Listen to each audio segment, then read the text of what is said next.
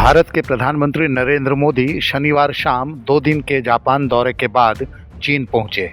यहां उन्होंने तियानजिन शहर में होने वाले शंघाई सहयोग संगठन की मीटिंग में हिस्सा लिया। बता दें कि जून 2020 में हुई गलवान झड़प के बाद भारत चीन के संबंध खराब हो गए थे। इस यात्रा का मकसद दोनों देशों के बीच सीमा विवाद को कम करना भी है। भारत के प्रधानमंत्री नरेंद्र मोदी ने रविवार को चीन के राष्ट्रपति शी जिनपिंग से मुलाकात की है। पीएम मोदी ने शी जिनपिंग से वार्ता के दौरान कहा, पिछले वर्ष कजान में हमारी बहुत ही सार्थक चर्चा हुई थी। हमारे संबंधों को एक सकारात्मक दिशा मिली है। सीमा पर डिसएंगेजमेंट के बाद शांति और स्थिरता का माहौल बना हुआ है। हमारे स्पेशल रिप्रेजेंटेटिव के बीच बॉर्डर मैनेजमेंट को लेकर सहमति बनी है। सीमा पर डिसएंगेजमेंट के बाद शांति और स्थिरता का माहौल बना हुआ है।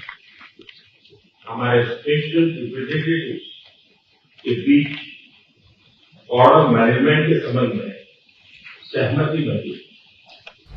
वहीं चीन के राष्ट्रपति शी जिनपिंग ने कहा, दुनिया बदलाव की ओर बढ़ रही है।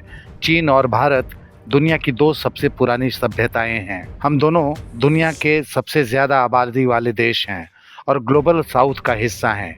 दोस्त बने रहना, अच्छे पड़ोसी होना, ड्रैगन और हाथी का साथ आना बहुत ज़रूरी है। प्रधानमंत्री नरेंद्र मोदी ने राष्ट्रपति शी जिनपिंग के साथ मीटिंग में पिछले साल कजान में हुई मुलाकात के साथ हाल ही में दोनों देशों के बीच हुए कई समझौतों की भी चर्चा की। पीएम मोदी ने हाल के दिनों में दोनों देशों के बीच रिश्तों में हुई प्रगति का हवाला दिया। उन्होंने कहा, कैलाश मानसरोवर यात्रा फिर से शुरू हुई है। दोनों देशों के बीच डायरेक्ट फ्लाइट भी फिर से शुरू की जा रही है। हमारे सहयोग से दोनों देशों के 2.8 अरब लोगों के हित जुड़े हुए हैं। कैलाश मानसरोवर यात्रा फिर से शुरू की। दोनों देशों के बीच डायरेक्ट फ्लाइट भी फिर से शुरू की जा रही है।